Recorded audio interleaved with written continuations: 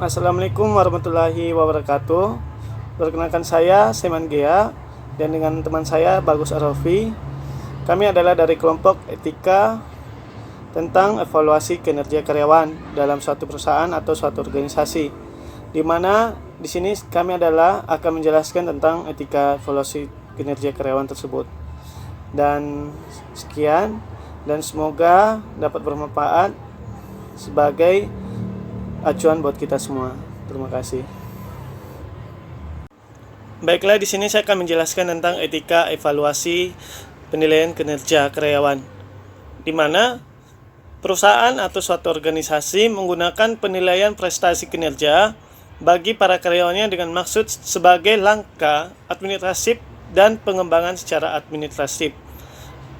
Dan perusahaan dapat menjadikan penilaian kinerja sebagai acuan atau standar di dalam pembuat keputusan yang berkenan dengan kondisi karyawan tersebut, termasuk untuk promosi pada jenjang karir dan pada yang lebih tinggi, dan pemberhentian dan penghargaan atau penggajian pengembangan adalah cara untuk memotivasi seorang karyawan dan untuk meningkatkan keterampilan kerja, termasuk pemberian konseling pada perilaku karyawan dan menindaklanjuti dengan penggandaan pelatihan, di mana kinerja merupakan performance atau unjuk rasa kinerja atau kerja. Kinerja merupakan performance atau unjuk kerja. Kinerja dapat pula diartikan prestasi kerja atau pelaksanaan kerja atau hasil untuk kerja seorang, di mana seorang ahli berkata, August Smith menyatakan bahwa sebuah performance is output derives from process human of work, yang artinya kinerja merupakan hasil dari suatu proses yang dilakukan manusia, dan penilaian kerja atau prestasi kinerja adalah prestasi kerja sebagai suatu kesuksesan yang dihasilkan oleh seseorang dalam melaksanakan suatu pekerjaan. Di tingkat keberhasilan seseorang dalam menyelesaikan pekerjaan yang disebut dengan istilah level of performance atau level kinerja. Dan selanjutnya, karyawan yang memiliki level kinerja yang tinggi merupakan karyawan yang produktivitas kerjanya tinggi. Begitu sebaliknya, di mana karyawan yang memiliki level kinerja tidak sesuai dengan standar yang ditetapkan, maka karyawan yang memiliki tersebut merupakan karyawan yang tidak produktif. Menurut para ahli Faisal Rifai, di mana penilaian etika penilaian kerja mengacu pada suatu sistem formal atau terstruktur yang digunakan untuk mengukur, seperti menilai dan mempengaruhi sifat-sifat yang berkaitan dengan pekerjaan, seperti perilaku dan hasil, dan maksud tingkat ketidakhadiran. Jadi seperti kalau misalkan kita dalam bekerja sering absen, sering tidak masuk, itu sebagai etika dalam penilaian kerja suatu karyawan atau pegawai ASN. Ketika kita tidak masuk, misalnya kita bolos kerja dari suatu pekerjaan, maka kita sudah melanggar etika-etika dari penilaian pengerjaan suatu perusahaan atau organisasi.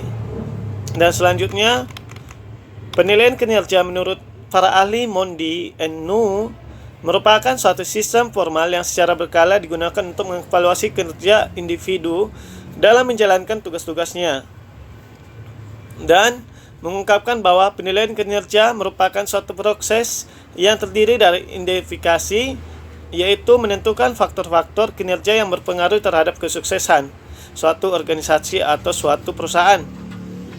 Hal ini dapat dilakukan dengan mengacu pada hasil analisis jabatan, seperti salah satunya pengukuran, di mana pengukuran ini merupakan inti dari sistem penilaian kerja. Dan pada proses ini, maka pihak manajemen menentukan kinerja karyawannya yang bagaimana, yang termasuk baik atau buruknya, dengan melakukan perbandingan dengan nilai-nilai standar atau membandingkan kinerja karyawan antar karyawan yang memiliki kesamaan tugas.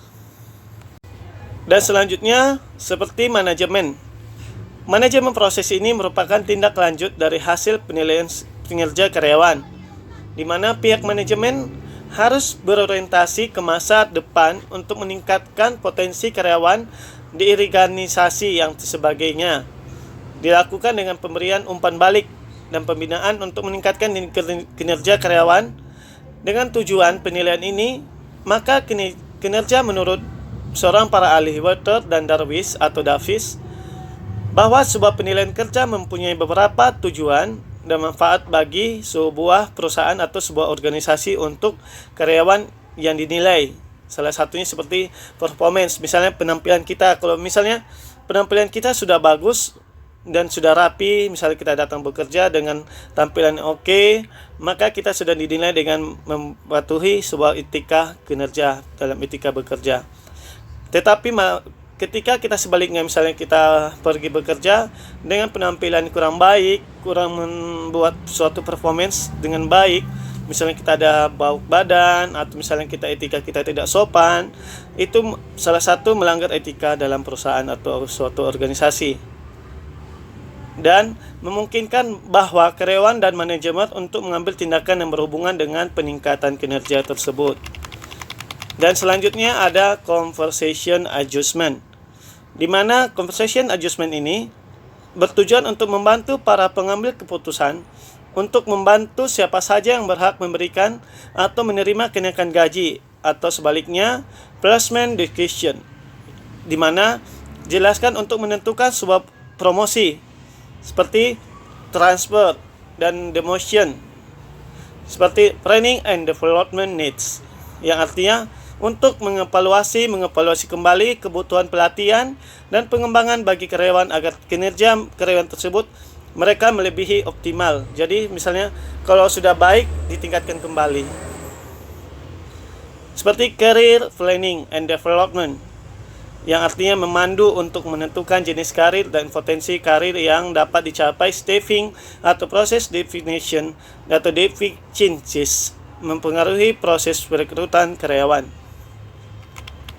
Selanjutnya ada informational inaccuracies and job design error, di mana yang artinya information inaccuracies and job design error, yang dijelaskan bahwa untuk membantu menjelaskan apa saja kesalahan yang telah terjadi dalam ESDM atau MSDM, terutama di bidang informasi atau job analysis atau job design dan sistem informasi manajemen sumber daya manusia atau MSDM, equal development opportunity, di mana ini untuk menunjukkan bahwa placement equation tidak diskriminatif, yang artinya external challenge.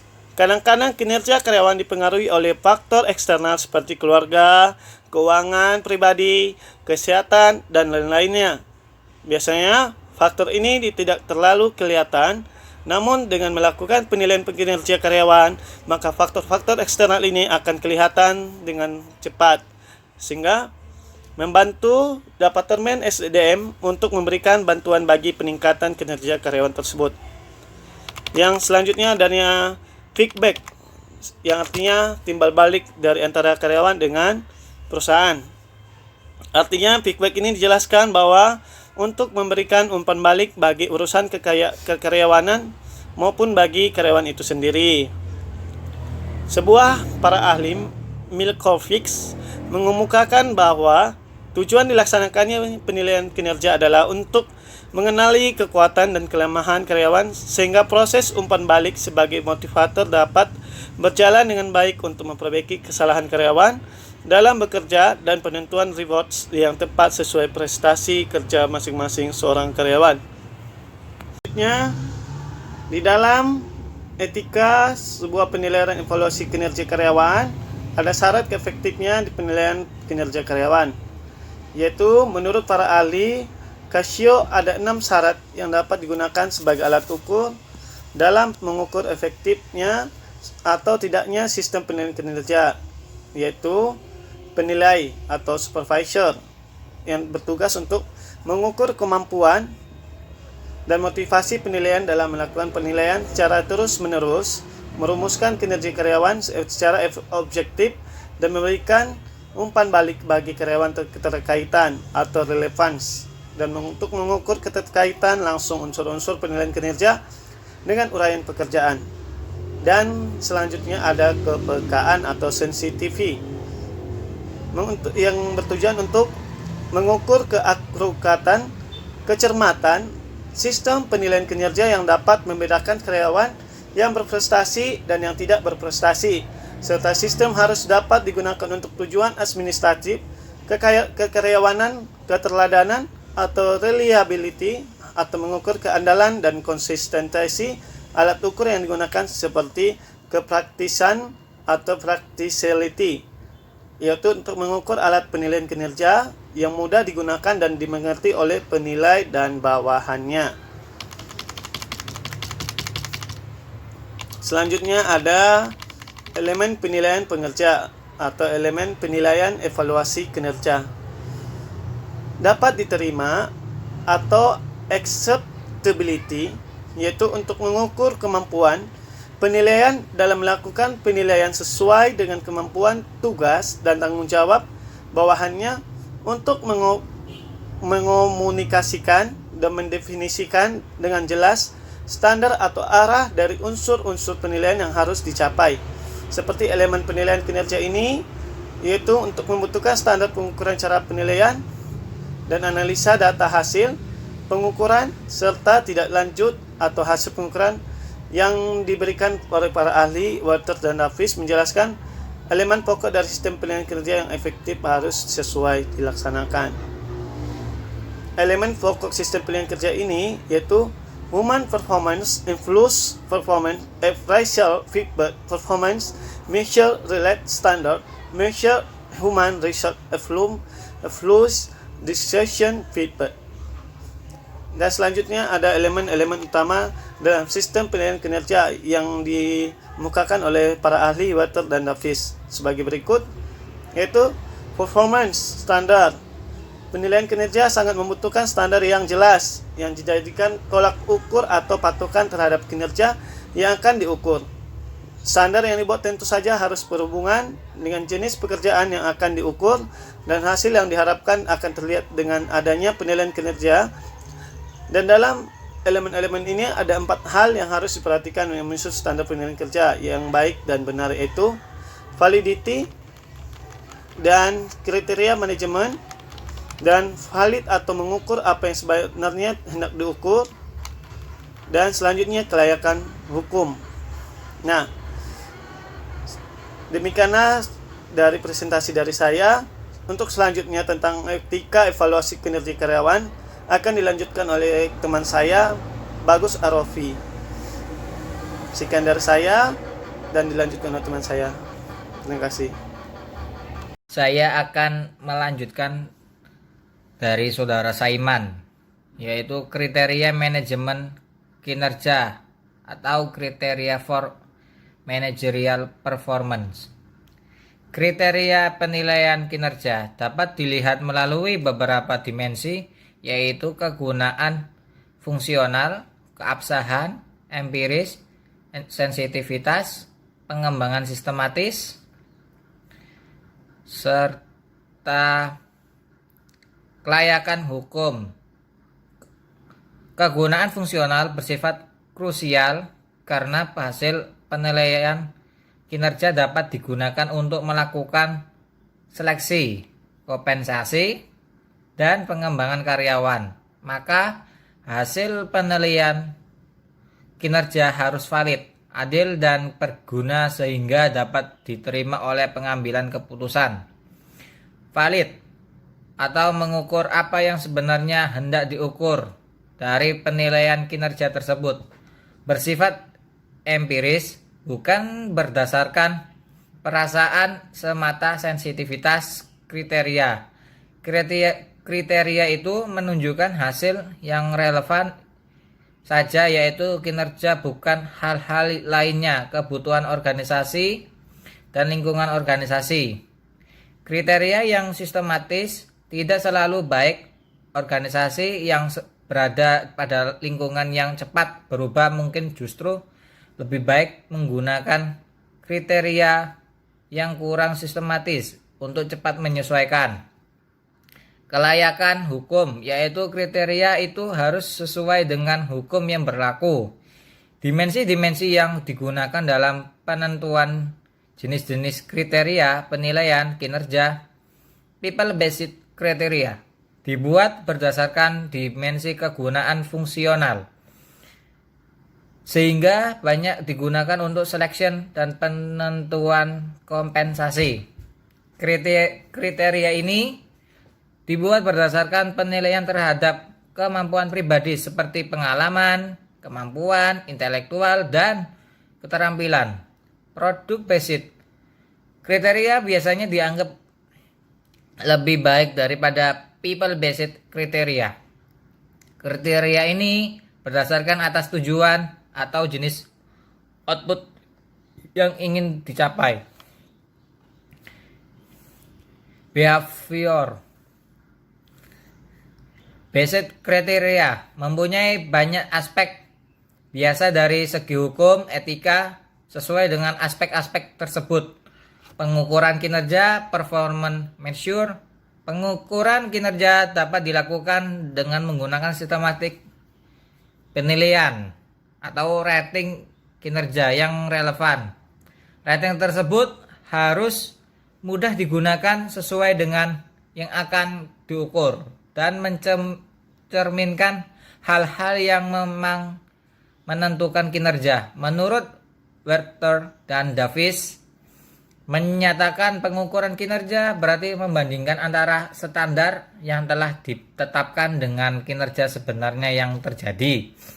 Pengukuran kinerja dapat bersifat subjektif atau objektif.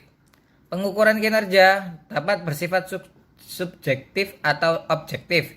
Objektif berarti pengukuran kinerja dapat juga diterima, diukur oleh pihak lain selain yang melakukan penilaian dan bersifat kuantitatif.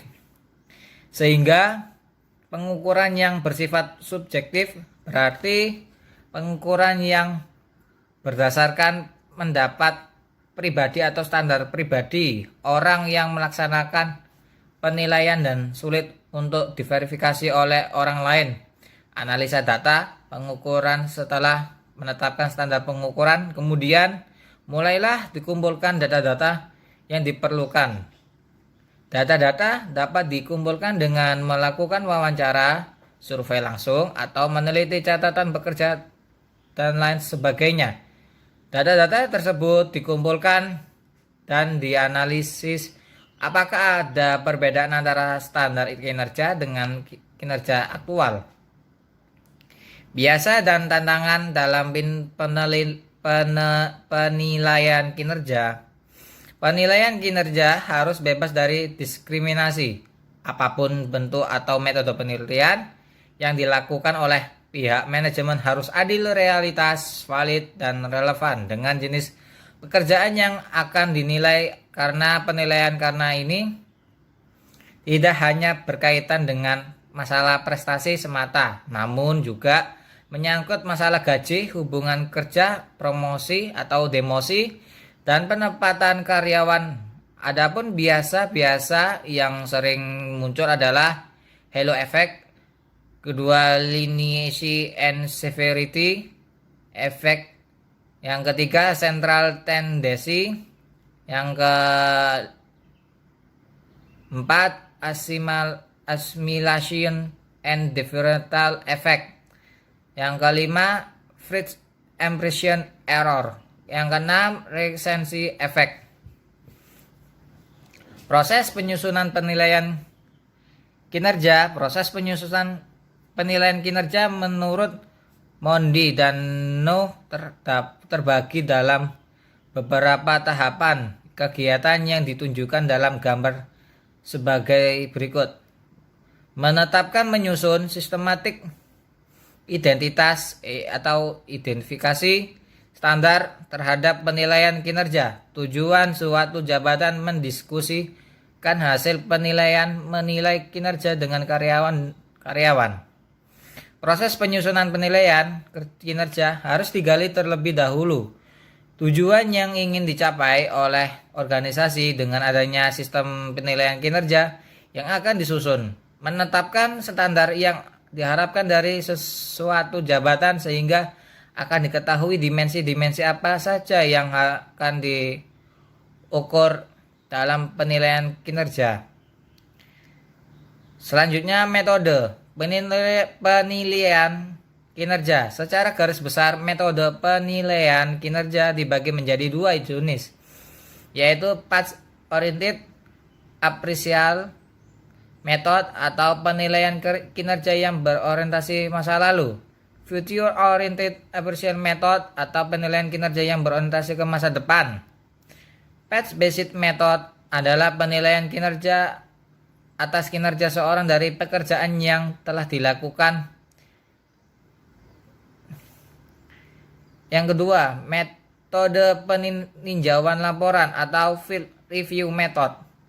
Metode peninjauan lapangan, tes observasi prestasi kerja, metode evaluasi kelompok.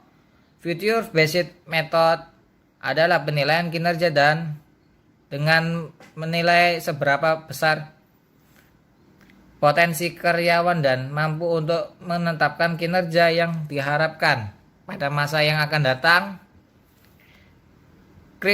Kritner dan Kiniki mengklasifikasi penilaian kinerja menjadi 3 kriteria. Pendekatan trade adalah pendekatan penilaian kinerja yang lebih fokus pada orang. Pendekatan perilaku lebih fokus pada proses dengan melakukan penilaian kinerja berdasarkan perilaku yang tampak dan mendukung kinerja seorang. Pendekatan hasil adalah pendekatan yang lebih fokus pada capaian atau produk. Yang terakhir, masalah dalam penilaian kinerja. Dessler mengemukakan beberapa permasalahan dan solusi yang terdapat dalam proses penilaian kinerja. Di antaranya, skala peringkat banyak manajemen perusahaan, baik di level pemimpinan maupun supervisor, melakukan walau sangat rentan terhadap munculnya masalah sebagai berikut. Standar yang tidak jelas, efek halo kecenderungan. Bagaimana menghindari permasalahan penilaian? Pelajari dan pahamilah potensi permasalahan dan solusi. Gunakanlah alat peringkat yang tepat. Latihanlah penilaian untuk mengurangi terjadi kesalahan penyimpanan. Agenda juga berharga untuk diusahakan. Masalah hukum dan etika dan penilaian kinerja. Mengapa harus melakukan penilaian? Penilaian langsung, penilaian rekan kerja, komite peringkat sendiri, penilaian oleh bawahan. Sekian presentasi video kami. Atas atau ada kesalahan kata disengaja maupun tidak disengaja. Wassalamualaikum warahmatullahi wabarakatuh. Demikianlah presentasi dari kami.